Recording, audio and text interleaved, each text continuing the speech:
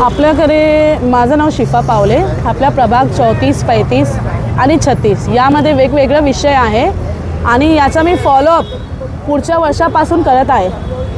रस्ता रोको आंदोलन मी आपले दुर्गारी बायपास ब्रिज आहे, गोविंदवाडी बायपास ब्रिज, तिथं मी केलेली होती पुढच्या वर्षात, तरी पण त्याचा आतापर्यंत काही झालं नाही। फक्त आम्हाला आश्वासन भेटतो आणि याच्या अगोदर किती मी फॉलोअप केले, लेटर टाकले, करस्पॉन्डन्स केले, मीटिंग घेतले, तरी पण आमच्याकडचे जे कमिशनर मॅडम होते इंदुराणी जाखड मॅडम, याच्या संदर्भात काही त्यांच्या म्हणजे ॲक्शन केलेलं नाही। इवन त्याने काय प्रोव्हिजन्समध्ये पण नाही टाकले।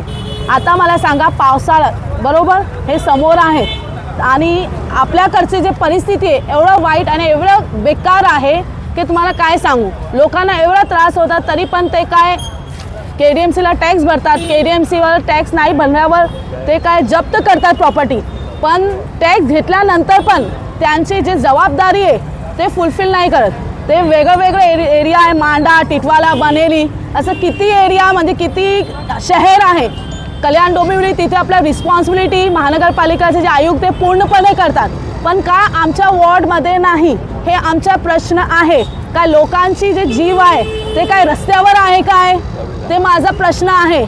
वेगवेगळे विषय आमचे ते पूर्णपणे सॉल्व्ह व्हायला पाहिजे। मोठा प्रश्न आमचा जे गोविंदवाडी बायपास ब्रिज आहे, तिथे मी CC रोड आणि लोकांसाठी स्कायवॉक जे पाहिजे त्याची मागणी मी केली होती, पण ते आतापर्यंत झाली नाही।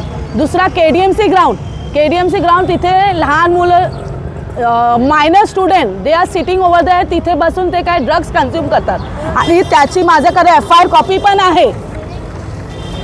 FIR कॉपी पण आहे, माहिती करून मी FIR कॉपी पण घेतली, जे ड्रग्स कन्झ्युम करून म्हणजे तिथे असं होत आहे आणि तिथे युसुफ माहेर अली शाळा पण आहे। तर याची जबाबदारी कोणाकडे, महानगरपालिका आयुक्त करे आहे। ते सगळं मोठ्या प्रमाणे जे आपले यंग जनरेशन आहे ते सगळं म्हणजे रॉंग डायरेक्शनमध्ये जात आहे आणि त्याची पूर्ण जबाबदारी महानगरपालिका आयुक्त आहे। महानगरपालिकाच्या हलगर्जीमुळे, निष्काळजीपणामुळे हे सगळं होत आहे। स्वच्छता नाही आहे बरोबर, नंतर कोणत्या प्रकारची सुरक्षा नाही आहे ना सेफ्टी नाही आहे, म्हणून हा कारणाने आम्ही हे आमरण उपोषण घेतला आहे।